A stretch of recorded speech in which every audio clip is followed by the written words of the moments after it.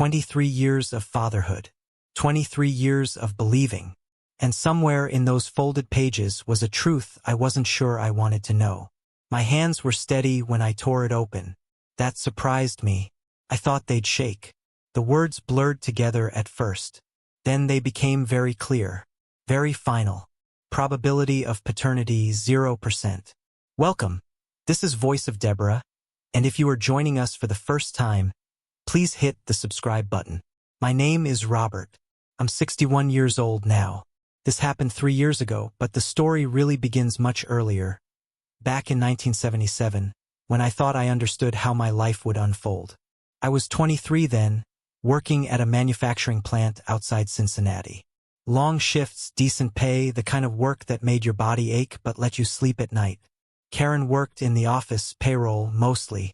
She had dark hair she wore pulled back, and this quiet way of watching people that made you feel seen. We started dating that fall. By spring of 1978, we were married. Her parents didn't come to the wedding. They'd made it clear they thought she could do better than a factory worker with no college degree and no family money. My own parents were gone by then. Dad from a heart attack in '74, Mom from cancer 2 years later. So it was just us at the courthouse and 2 friends as witnesses. I didn't mind. I had Karen. That felt like enough. We wanted children right away. Karen talked about it constantly that first year. She'd linger by the baby clothes in department stores, touching the tiny sleeves with her fingertips. She'd watch mothers in the park with this expression I couldn't quite read. Hunger, maybe, or grief for something she didn't have yet. We tried. Month after month, nothing happened. By 1980, we'd been to 3 different doctors. The third one, Dr. Morrison, sat us down in his office with our files spread across his desk. He was matter-of-fact in a way I've never forgotten. "Mr. Patterson," he said, looking at me over his glasses. "Your sperm count is extremely low, severely low. The motility is also poor." He paused. "Conception naturally would be highly improbable. Not impossible, but the odds are very much against you." The room felt smaller after he said that. Karen reached for my hand, but I couldn't look at her. I stared at a water stain on the ceiling tile and felt something inside me go quiet and cold. "How improbable?" I finally asked. "Less than 1% chance," he said. "In 30 years of practice, I've seen it happen twice." We didn't talk much on the drive home. Karen cried quietly in the passenger seat, her face turned toward the window. I kept both hands on the wheel and tried to figure out what you're supposed to say when you've just been told you can't give your wife the one thing she wants most. That night, she held me and told me it didn't matter, that we'd figure something out, that loving me was enough. I wanted to believe her. I'm not sure I did. The next few years were hard in ways that don't show on the surface. We looked into adoption, too expensive.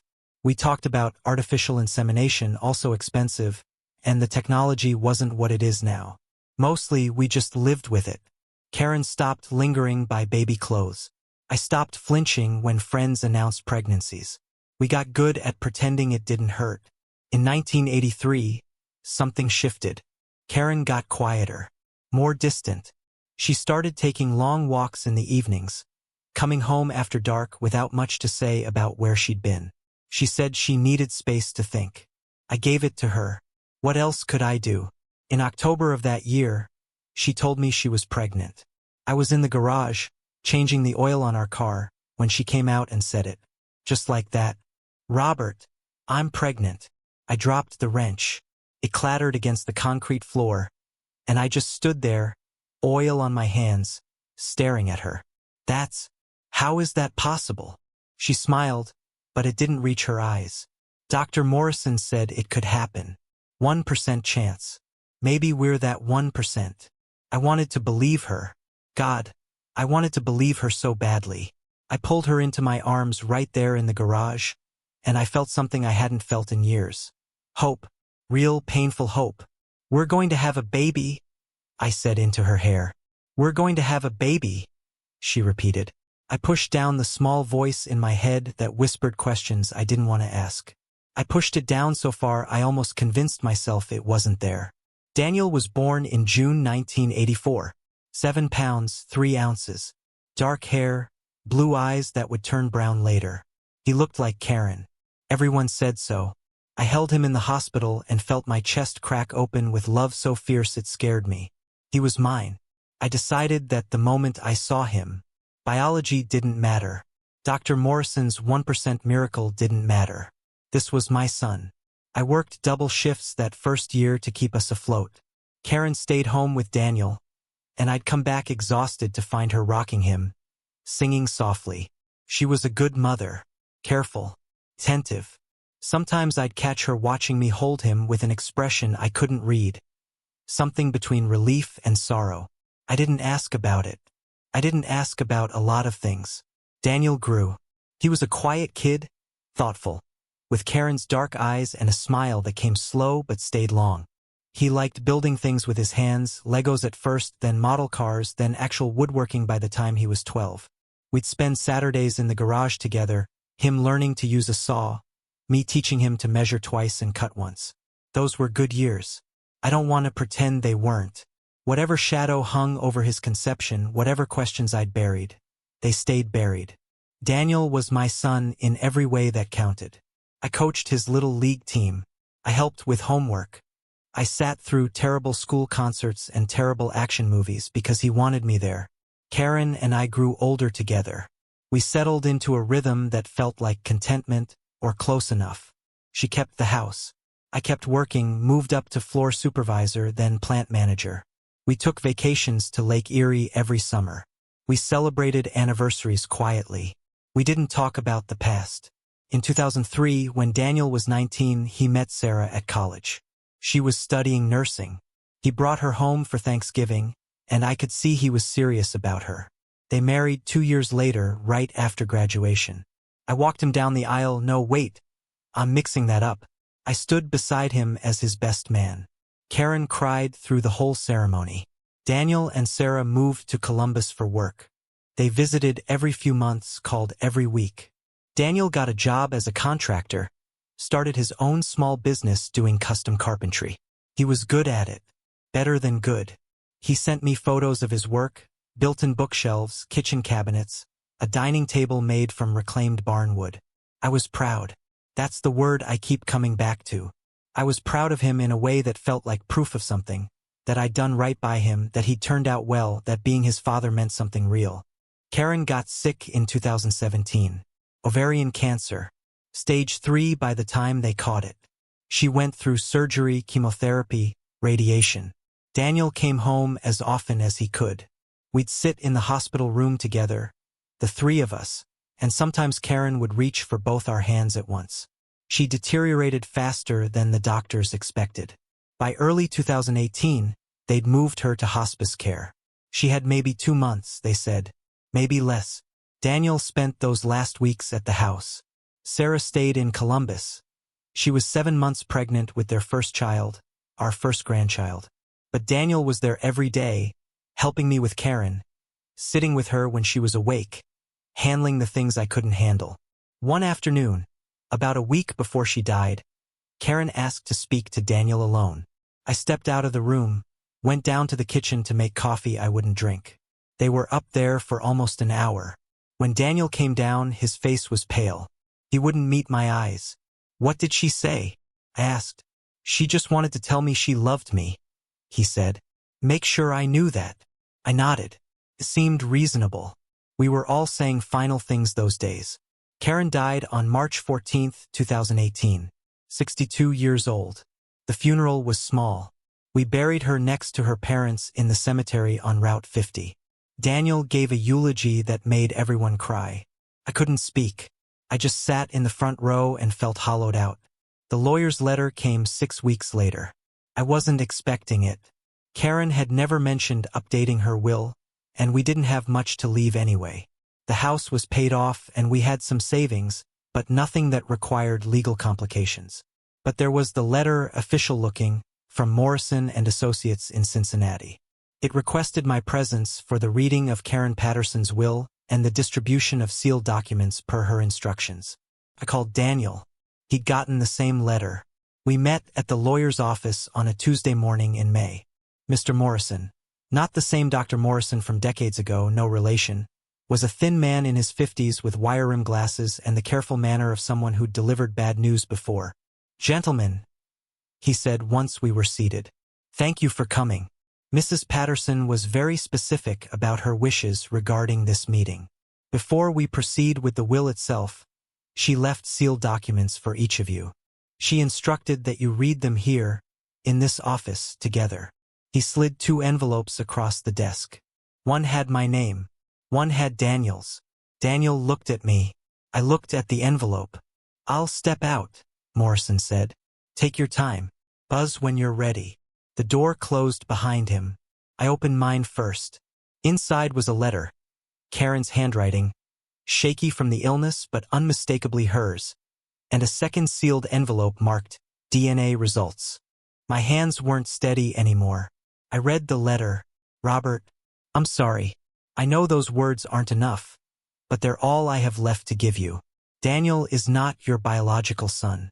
I think you suspected maybe all those years ago, but you never asked and I never told. I let you believe the lie because I was a coward and because I wanted him so desperately I didn't care what it cost." His father was James Whitaker. He worked in maintenance at the plant. It was a brief thing, 3 months, maybe 4, in 1983. You were so hurt about the infertility, so distant, and James paid attention to me. That's no excuse. There is no excuse.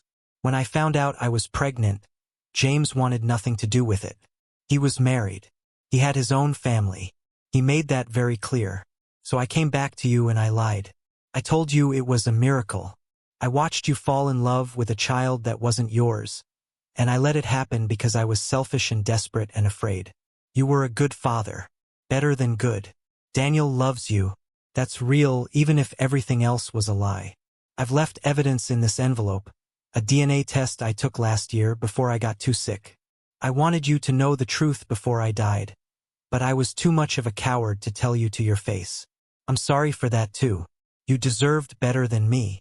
You deserved honesty. You deserved a wife who didn't betray you and a son who was actually yours. I don't expect forgiveness. I just wanted you to finally know. Karen. I sat there holding the letter. The words were swimming. My throat was so tight I couldn't swallow. Beside me, Daniel made a sound, small, choked. I looked over. He was reading his own letter, tears running down his face. "Dad," he said. His voice cracked on the word. "Dad, Let me see yours," I said. My voice came out flat, empty. He handed it to me. His hands were shaking. "Daniel, Robert is not your biological father. I'm sorry to tell you this way. I'm sorry for all of it. For lying to you, for lying to him, for building your whole life on a foundation that wasn't real. Your biological father is a man named James Whitaker. I've included his last known contact information, though I don't know if he's still alive or if he'd want to meet you. That's your choice to make. Robert doesn't know yet. He'll be reading his own letter right now in the same room as you. I wanted you both to find out together so neither of you had to carry this alone. Robert has been your father in every way that matters. He raised you. He loved you. He was there for every moment I wasn't strong enough to face alone.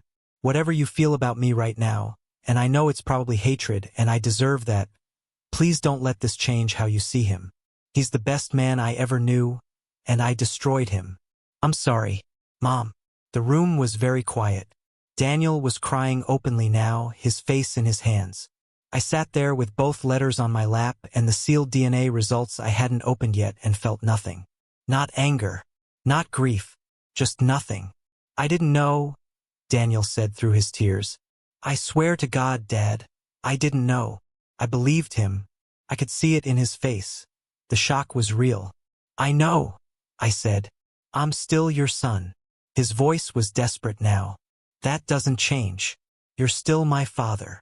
I looked at him, this man I'd raised, this man who looked nothing like me, this man whose first steps I'd applauded, whose scraped knees I'd bandaged, whose graduation I'd attended, whose wedding I'd celebrated. "I need to go," I said. "Dad, I need to go." I stood up, left the letters on the chair, walked out of Morrison's office into the bright May morning and got in my car. I drove for 3 hours with no destination. Just drove. Past the plant where I'd worked for 40 years. Past the house Karen and I had bought in 1979. Past the hospital where Daniel was born. I ended up at Lake Erie, at the spot where we used to vacation. Sat on a bench and watched the water until the sun went down. Daniel called 17 times that first day. I didn't answer. He called every day for 2 weeks. Left voicemails. Sent texts. Please talk to me. Please. I'm still me. You're still you. Nothing real has changed. But everything real had changed. I finally answered on the 15th day. Dad, he said immediately. Thank God. I've been. Don't call me that, I said. Silence on the other end. Don't call me Dad, I repeated. I'm not your father. Yes, you are. His voice was raw. You raised me.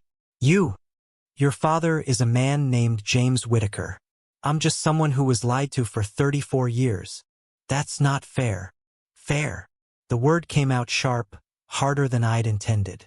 You want to talk about fair? Your mother had an affair. Got pregnant by another man. Looked me in the eye and told me it was a miracle when she knew. She knew. I couldn't have children. Let me raise you. Let me love you. Let me believe you were mine. And then she waited until she was dead to tell me the truth, so I couldn't even confront her about it. I was breathing hard now. Don't talk to me about fair. I didn't do that, Daniel said quietly. She did. I'm just the kid who got caught in the middle. I didn't ask for any of this. Neither did I. Another long silence. So what now? He finally asked. You just cut me out? Pretend I never existed. I don't know, I said honestly.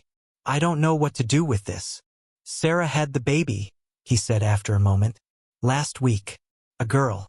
We named her Emma. I closed my eyes. I've been waiting for that call. Waiting to become a grandfather. Karen and I had talked about it in those final months. How much she wished she could meet her grandchild. Except it wasn't her grandchild. And it wasn't mine either. Congratulations, I said. She has your eyes, Daniel said. Or, I thought they were your eyes. They're brown. Like mine. Like. He trailed off. Like Karen's. Like James Whitaker's, probably. I have to go, I said. Will you come meet her? Emma. Will you come meet your granddaughter? She's not my granddaughter. Dad. I hung up. I didn't go to see the baby. Daniel stopped calling after a while. Stopped texting. I knew Sarah's family was helping them. Her parents lived in Columbus, and they'd always been involved. I sold the house in October. Too many memories. Too many ghosts. I moved into a small apartment across town. 1 bedroom, barely furnished, nothing on the walls. People from work checked on me at first. Brought casseroles. Made awkward small talk. Eventually they stopped coming. I think they didn't know what to say to a man whose wife died and whose son turned out not to be his son in the same month. I worked. Came home. Watched television. Slept. Repeated. I thought about James Whitaker sometimes. Karen's letter had included his last known information. An address from 1983, 40 years old. I looked him up online one night. Found an obituary. He died in 2009. Heart attack. Survived by his wife Patricia and 3 children. 3 children. He'd had a whole family. Had he ever thought about Daniel? Had he ever wondered about the child Karen was carrying when he told her he wanted nothing to do with it? I doubted it. In December, a package arrived. No return address, but I recognized Daniel's handwriting on the label. Inside were photographs. Daniel and Sarah at the hospital with Emma. Emma's tiny hand wrapped around a finger. Emma asleep in a bassinet. And at the bottom, a photo I hadn't seen in years. Me holding Daniel in the hospital in 1984. Both of us looking at the camera. Me grinning like an idiot, Daniel's eyes barely open. There was a note tucked under it. Just 1 line in Daniel's handwriting. This was real. I stared at that photo for a long time. At my young face, so full of hope and joy. At the tiny baby in my arms who I'd believed with my whole heart was mine. I put the photos back in the box and shoved it in the closet. In February 2019, almost a year after Karen died, I got another call from Morrison's office. There was an issue with the estate settlement. Could I come in? I almost didn't go. Almost told them to mail whatever paperwork they needed signed. But something about the lawyer's tone made me agree. Morrison sat me down in the same office where I'd learned the truth about Daniel. He looked uncomfortable. "Mr. Patterson," he said, "I need to show you something. It's complicated." He opened a folder and pulled out a bank statement. Took me a moment to understand what I was looking at. Karen had a separate account. One I didn't know about. It had been opened in 1985 and received regular deposits. $500 a month, every month for 33 years. "What is this?" I asked. Morrison pulled out another document. These deposits came from a trust established by Patricia Whitaker. I stared at him. James Whitaker's wife? Yes. After Mrs. Patterson's death, Mrs. Whitaker contacted our office. She wanted certain information released. He paused. She knew about Daniel. She'd known from the beginning. The room tilted slightly. Patricia Whitaker discovered her husband's affair in late 1983, Morrison continued. She confronted him, and he confessed that Karen was pregnant. Patricia insisted he provide financial support, even though he wanted no part of it. She set up the trust herself and made the payments from their joint account every month for over 3 decades. "Why?" she said. Morrison consulted his notes. She said no child should suffer for their parents' mistakes. She knew you were raising Daniel as your own, and she wanted to help, even if you never knew it. I couldn't speak. "There's more," Morrison said. "The account has accumulated to a substantial amount with interest, nearly $400,000. And Patricia Whitaker left instructions in the event of Karen's death." He slid another document across the desk. "She wants to meet Daniel. She says he has siblings, her children with James, who don't know about him yet, but she wants to tell them. She wants Daniel to know his biological family if he chooses. She's still alive. She's 78, living in Cleveland. And..." Morrison hesitated. "She's asking if you'll facilitate an introduction. She said she's written you a letter." He handed me an envelope. I opened it with numb fingers. "Dear Robert, my name is Patricia Whitaker. I don't expect you to know who I am, but I've known about you for 36 years. In 1983, my husband James had an affair with Karen Patterson. When I discovered it, I confronted him, and he told me she was pregnant. He wanted nothing to do with the child. He wanted to pretend it never happened. I was furious. At him, at her, at the whole situation. But I couldn't stop thinking about that baby, about a child growing up without financial support because my husband was a coward. So I set up a trust. I sent money every month to an account in Karen's name. She never knew where it came from, and I never contacted her. I just wanted to do something right in the middle of all that wrong. James died in 2009. He never knew I continued the payments. He never asked about the child. When I learned that Karen had passed and that you discovered the truth about Daniel's paternity, I felt I had to reach out. I've carried this secret for too long. My children, Daniel's half-siblings, deserve to know they have a brother. And Daniel deserves to know he has family, if he wants it. I know this is complicated. I know you've been hurt in ways I can't fully understand. But I'm an old woman now, and I don't have much time left. I'd like to meet my stepson before I die. And I'd like to apologize to you in person for the pain my husband caused. If you're willing, I'd like to invite you and Daniel to my home. No pressure. No expectations. Just truth, finally, after all these years. Sincerely, Patricia Whitaker. I read the letter 3 times. She sent money, I said slowly, for 33 years. Yes. Karen never told me. Apparently Mrs. Patterson didn't know where the deposits came from. Patricia kept it anonymous. I thought about those years. All the times money had been tighter than it should have been. All the times I'd worked double shifts to cover expenses. And there had been money sitting in an account I didn't know existed. What happened to it? I asked. The money Karen received? Morrison consulted another page. She appears to have used it for Daniel's expenses. College tuition, mostly. His first car. the down payment on his business equipment. So Daniel had benefited from it, even if he hadn't known. His real father's money, paid by his real father's wife, letting him build a life. I'd paid for everything else. The house, the food, the clothes, the little league fees, the family vacations, the birthday parties. All of it on a factory worker's salary while $500 a month sat in an account funding Daniel's future. The anger that hit me then was white-hot and clean. I didn't call Daniel. I called Patricia Whitaker directly. The number was in the file Morrison gave me. She answered on the third ring. "Hello. This is Robert Patterson." A sharp intake of breath. "Mr. Patterson, thank you for calling. I wasn't sure. You sent money for 33 years. Yes. And Karen used it for Daniel. I believe so. I hoped she would. Did you know?" My voice was shaking now. "Did you know she was lying to me? That she told me Daniel was mine?" A long pause. "Not at first, but over the years. Yes, I suspected. James mentioned once that you couldn't have children. I put it together. And you never told me." "I know." Her voice was soft. "I know that was wrong. I told myself it wasn't my business, that I was already doing what I could by sending money. But the truth is I was a coward. Just like Karen. Just like James.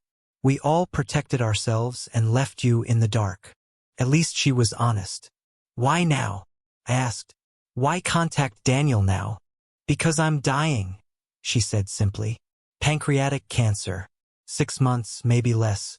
And I realized I was about to carry the secret to my grave just like James did. Just like Karen did. My children, Rebecca, Michael, and Thomas, they're good people. They deserve to know they have a brother. And Daniel deserves to know he has siblings. What about what I deserve?" "You deserve an apology," she said. "And more than that. You deserve to know that I've seen what you've done, from a distance, but I've seen it. You raised Daniel. You were his father when James refused to be. You were a better man than my husband ever was." Her voice cracked. "That doesn't erase the lie. I know it doesn't. But it's the truth."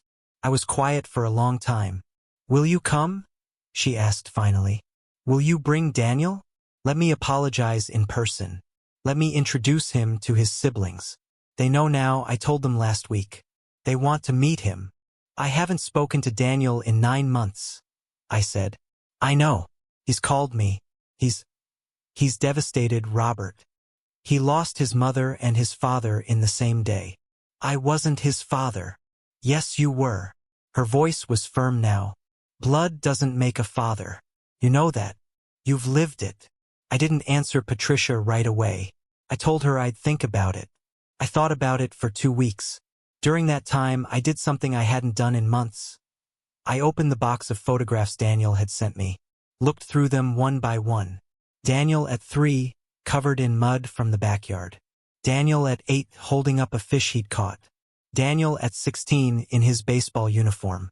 Daniel at his wedding, looking at Sarah like she hung the moon. And that photo from the hospital. Me holding him. Both of us looking at the camera. This was real. Was it? I'd loved him. That part was real. The diapers I'd changed, the homework I'd helped with, the colleges we'd visited, the pride I'd felt when he'd started his business. All of that was real. But it was built on a lie. And I couldn't reconcile those two truths. In the end, it was something else that made me call Daniel.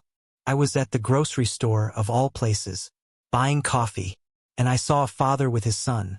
The kid was maybe 4, sitting in the cart, chattering away about something. The father was only half listening, distracted by his phone, giving absent aha responses. And I thought, I never did that. I always listened. I was always present. Not because Daniel was mine biologically, but because I'd chosen him. Every single day, I'd chosen to be his father.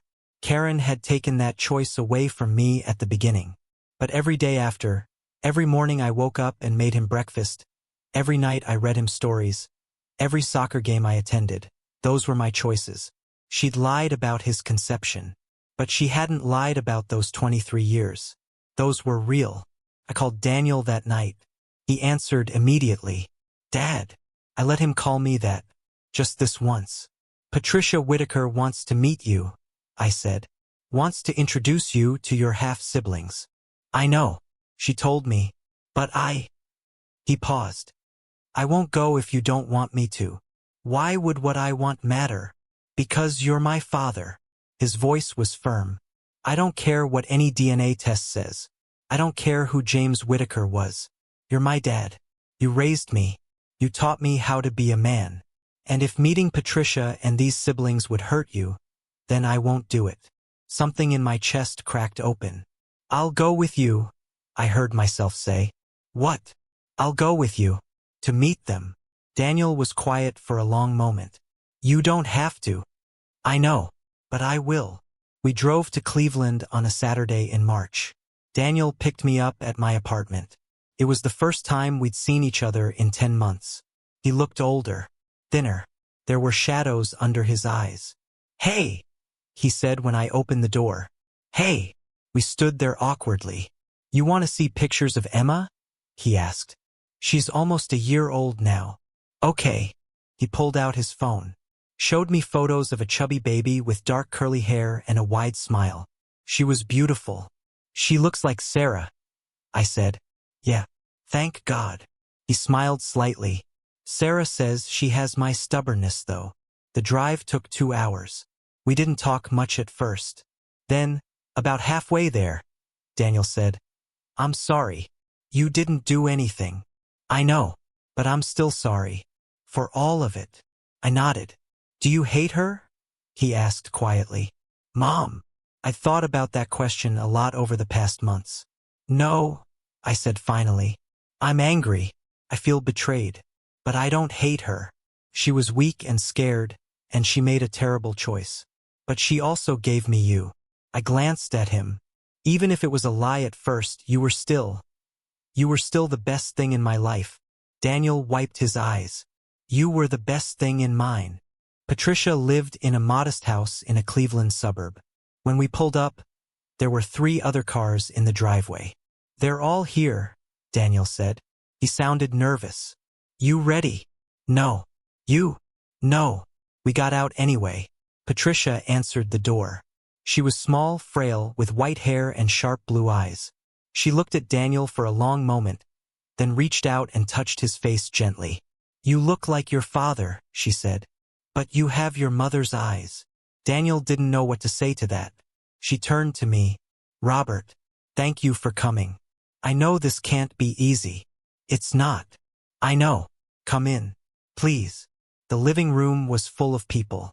3 adults around Daniel's age, 2 men and a woman. A couple of younger people who were probably their spouses. Some children playing in the corner.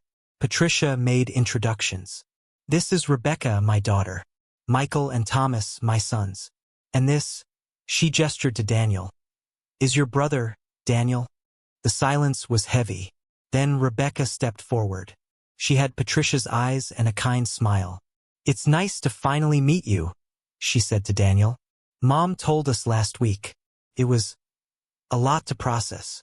I imagine so, Daniel said. But we're glad you're here. She looked at me. Both of you. Michael came over next. He was tall, broad-shouldered, looked nothing like Daniel. This is weird, he said bluntly. I'm not going to pretend it's not weird, but yeah, welcome to the family, I guess. Thomas was quieter. He shook Daniel's hand, studied his face. You really do look like Dad, he said finally. It's uncanny. We sat. Patricia served coffee. The conversation was stilted at first, everyone dancing around the obvious. Finally, Patricia cleared her throat. I want to say something to all of you. To my children, and to Daniel, and to Robert. She looked at each of us in turn. What James did was wrong. What Karen did was wrong. And what I did, keeping quiet for all these years, was also wrong. We all failed you in different ways. She turned to Daniel. You deserved to know your biological father. And you deserved better than the one you got. Then she turned to me.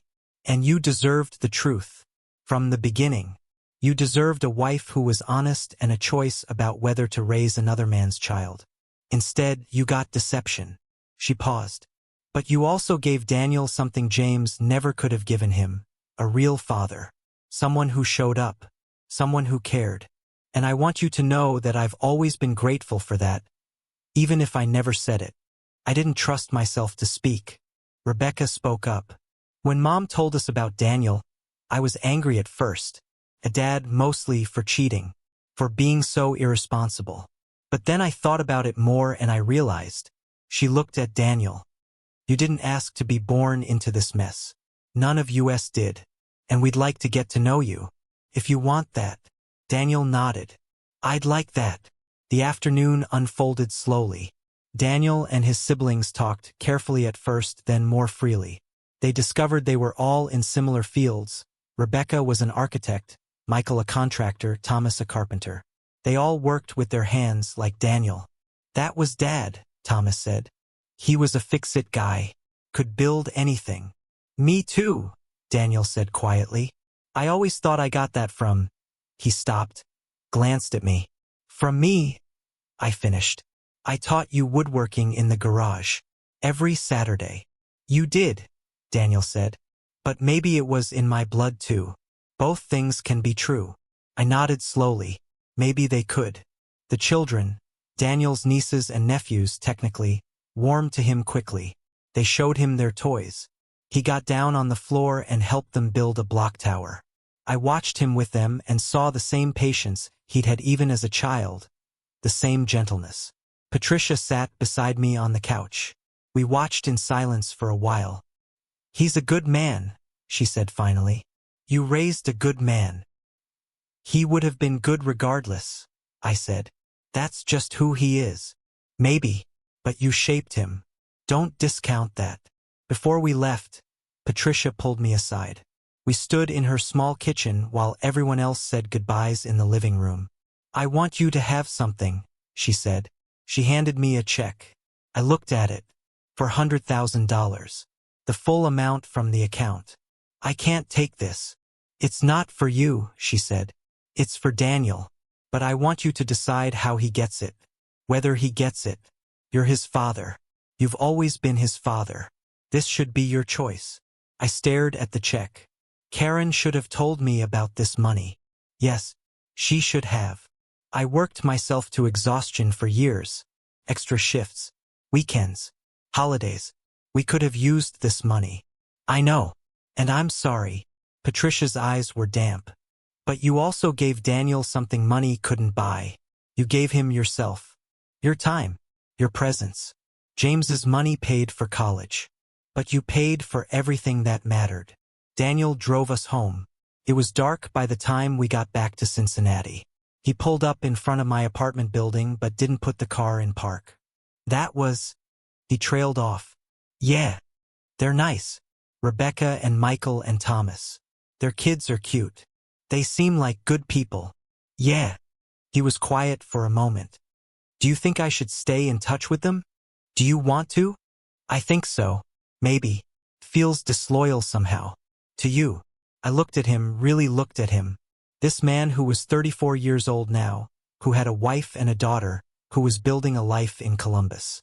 This man I'd raised. They're your siblings, I said. You should know them if you want to. But you. I'm not your father by blood, I said. We've established that. But I was your father for 34 years, and biology doesn't erase that.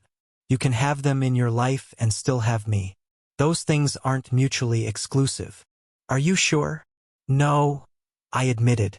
I'm not sure of anything anymore. But I'm trying. Daniel's eyes filled with tears. I've missed you so much. I've missed you too. Can I? He hesitated. Can I come visit sometimes?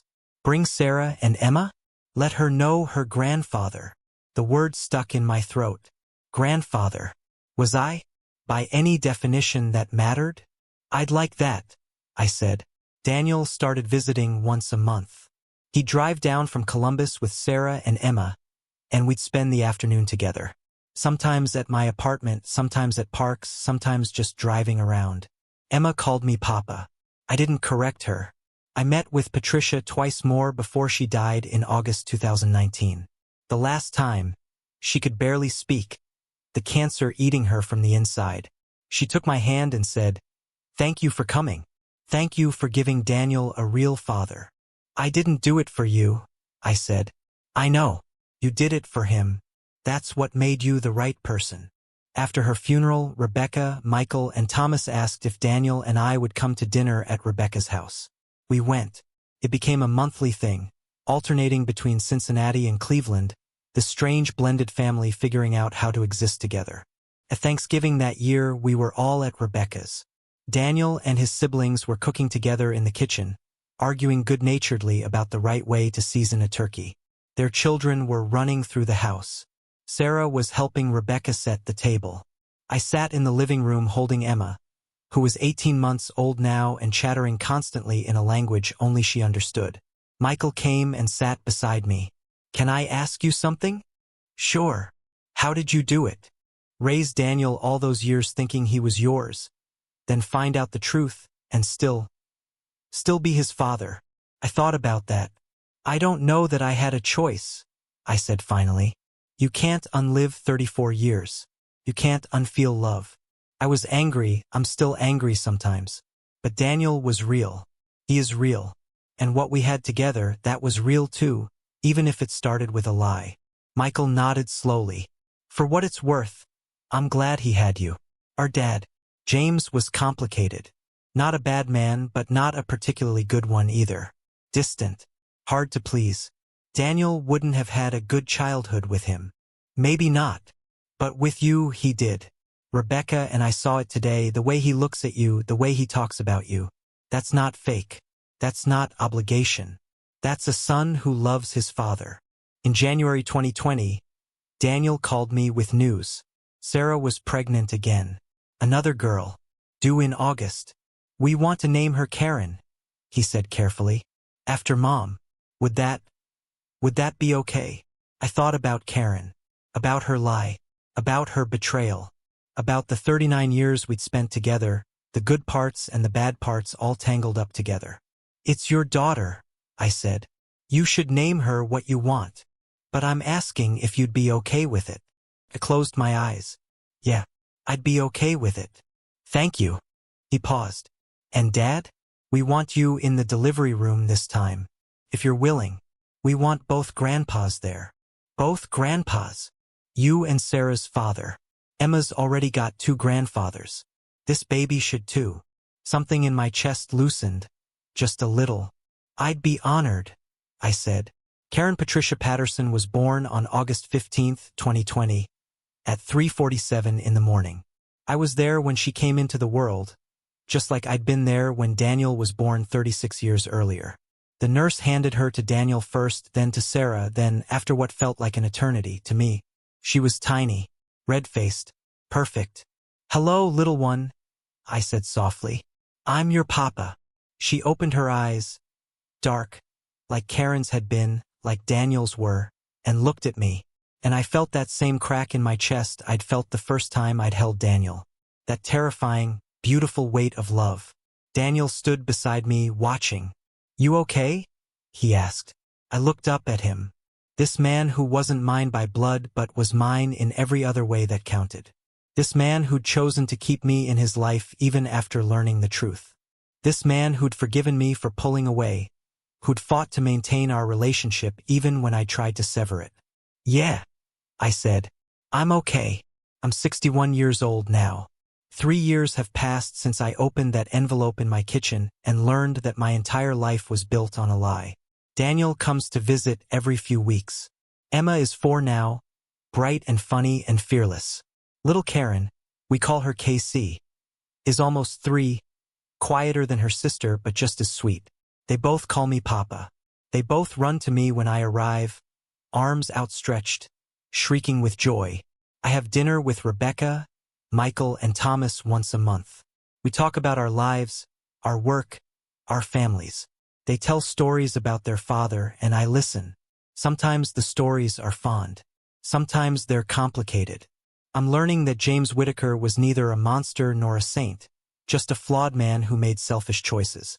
Like Karen. Like me in my own ways. I think about her sometimes, about what she carried for all those years. The secret she kept. The guilt she must have felt every time I looked at Daniel with pride. Every time I called him my son. Every time I worked extra hours to provide for him while James Whittaker's money sat untouched in an account I didn't know existed. I'm angry about that still. I don't know if that anger will ever fully fade. But I also know this: I was a father. I am a father. Not because of biology, but because I chose to be. Every single day for 34 years I chose Daniel. I chose to show up. I chose to love him. Karen took away my choice at the beginning. But every day after, every moment I spent being his father, those were my choices. And no DNA test can take that away. The check from Patricia sits in a safety deposit box. For $100,000. I haven't told Daniel about it yet. I'm not sure what to do with it. Part of me wants to tear it up, burn it, erase any trace of James Whittaker's guilt money. Part of me knows that's pride talking, that the money could help Daniel, could pay for Emma and Casey's education, could secure their future. Maybe I'll tell him someday. Maybe I'll give it to him with the truth, that his biological father never wanted him, but his biological father's wife tried to make it right. That money doesn't erase absence, but it was something. Or maybe I'll keep it as my own bitter reminder of what was taken from me and what I built anyway. I don't know yet. What I do know is this. When Emma hugs me and says, "I love you, Papa," when Casey falls asleep on my chest during movie nights, when Daniel calls me to ask for advice or just to talk, when we all gather around Rebecca's table for holidays and I look at the strange, cobbled-together family we've become, I know that I'm exactly where I'm supposed to be. Not because the path here was right. It wasn't. It was built on lies and betrayal and pain. But because I chose to keep walking anyway. I chose to keep being a father. I chose to keep loving my son, even when biology told me he wasn't mine. And in the end, maybe that's the only thing that matters. Last week, Daniel called me. He'd been going through Karen's things. Boxes we'd stored in his basement after she died. Things neither of us had the strength to sort through before. He found letters. Dozens of them. Letters Karen had written but never sent. Addressed to me, dated throughout the years of our marriage. Daniel brought them to me yesterday. We sat at my kitchen table, the same table where I'd opened that first envelope 3 years ago, and I read them. The earliest was from 1984, right after Daniel was born. "Robert, I'm watching you hold our son. Your son now, even if he's not by blood, and I'm drowning in guilt. You're so happy. You keep saying, 'I can't believe we got our miracle,' and every time you say it, I die a little more inside. I should tell you. I know I should tell you. But I look at how you love him, how gentle you are with him, how proud you are, and I can't take that away from you. I can't destroy this. So I'll carry this secret alone. It's the least I can do after what I've done." Another from 1992. "Robert, Daniel asked me today if he looks like you. I told him he has your hands, your way of thinking through problems carefully. He seemed satisfied with that. The lies are getting easier. That terrifies me." One from 2003, after Daniel's wedding. "Robert, I watched you walk Daniel down the aisle today and I couldn't stop crying. Everyone thought it was because our son was getting married. But I was crying because I've stolen something from you, the knowledge that you're not really his father. And I've given you something in return that you think is real. Is it real? Does it count if it's built on a lie? I don't know anymore." And the last one, written just weeks before she died. "Robert, I'm running out of time to tell you the truth. I've written a letter that you'll get after I'm gone. It will destroy you. I know that. I'm a coward for not telling you to my face, for leaving you to deal with this alone. But I need you to know something, even if you never read this. Daniel is your son. I don't care what biology says. You made him who he is. You gave him a childhood full of love and stability and presence. You gave him a father. James Whittaker gave him nothing but DNA. I'm sorry for the lie. I'm sorry for the betrayal. I'm sorry for everything. But I'm not sorry for letting you be Daniel's father. That was the one thing I got right. I love you. I never stopped loving you, even when I was too weak to deserve your love. Karen." I sat there with the letters spread across the table. Daniel watched me, waiting. "She was sorry," I said finally. "Does that change anything?"